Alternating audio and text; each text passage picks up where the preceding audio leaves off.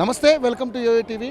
మంచు మోహన్ బాబు ఇంట్లో ఆస్తి తగాదాలు చిలికి గాలివానగా మారి ఈరోజు అది చాలా పెద్ద ఇష్యూగా మారింది. ఇండస్ట్రీలో జరుగుతున్నటువంటి ఇష్యూ అది ఫ్యామిలీ ఇష్యూగా చూసినప్పటికీ కూడా మీడియా చిత్రీకరించడానికి ఇలా మీడియా మీద మోహన్ బాబు దుర్మార్గంగా దాష్టికంగా దౌర్జన్యంగా వాళ్ళ మీద దాడి చేయడం అనేది నిన్న మనం చూసాం. సో దాని మీద ఈరోజు అంతా కూడా జర్నలిస్టులు అంతా ప్రొటెస్ట్ చేస్తూ ఉన్నారు. మోహన్ బాబు డౌన్ అంటూ కూడా నినాదాలు చేస్తూ ఇక్కడ ఫిలిం ఛాంబర్లో అంతా కూడా ధర్నాకు దిగారు. సో వాళ్ళతో మాట్లాడే ప్రయత్నం చేద్దాం. మేడం, మోహన్ బాబు గారి తీరుని ఏ విధంగా చూస్తారు? ఎందుకంటే చూస్తున్నది ఫ్యామిలీ ఇష్యూ, కానీ ఈరోజు అది పబ్లిక్ ఇష్యూగా అయిపోయింది. నేను ఆయన మీడియా మీద దాడి చేశారు, ఏ విధంగా చూస్తారు? నిన్న ఆయన అంత కోపానికి వచ్చి జర్నలిస్ట్ మీద దాడి చేయడం చాలా అమానుషం అండి. అలా చేయడం చాలా తప్పు. ఎందుకంటే వాళ్ళు సెలబ్రిటీస్, వాళ్ళని చూసి బయట వాళ్ళు కూడా నేర్చుకుంటారు. కానీ మీరు ఇలా దాడి చేసి ఇచ్చేస్తే మామూలుగా జనానికి ఏం చెప్పాలనుకుంటున్నారు? అంటే మేము రౌడీలాగా బిహేవ్ చేస్తాం, మేము ఇట్లా చేస్తాం, మా ఇష్టం అన్నట్ట.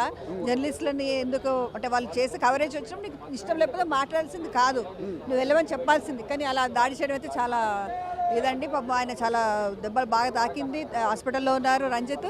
ఆయన సపోర్ట్ చేయడానికి మేము వచ్చాము ఇక్కడికి. Thank you. కానీ మేడం, ఇక్కడ చూస్తే అది వాళ్ళ పర్సనల్ ఇష్యూ, కానీ దాన్ని వాళ్ళు గేట్లు బదులు కొట్టుకు మీడియా కూడా లోపలికి వెళ్ళడానికి కొంతమంది తప్పు పడుతున్నారు.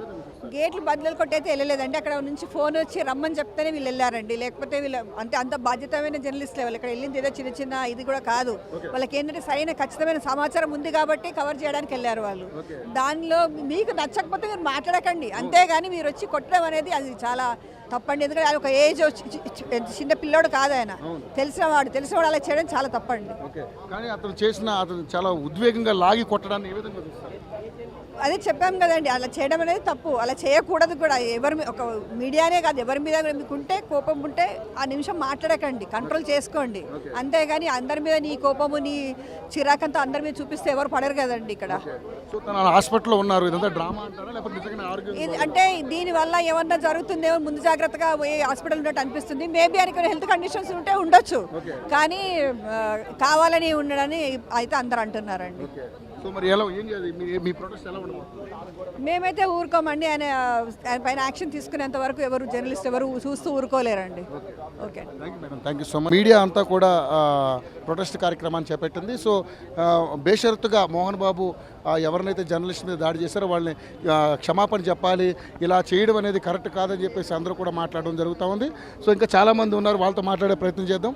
సో రంజిత్ పై జరిగినటువంటి దాడి, మోహన్ బాబు చేసినటువంటి దాడి మీద ఈరోజు అందరూ కూడా ఇక్కడ ముక్త కంఠంతో ధర్నా కార్యక్రమం చేపడతా ఉన్నారు. సో మురళీకృష్ణ గారు ఉన్నారు, ఒక్కసారి ఆయనతో మాట్లాడే ప్రయత్నం చేద్దాం. సార్, ఎలా ఖచ్చితంగా దీన్ని తీవ్రంగా ఖండించాల్సిన విషయం. ఎట్టి పరిస్థితుల్లో మోహన్ బాబు మీద అటెంప్ట్ మర్డర్ కేసు పెట్టాలి.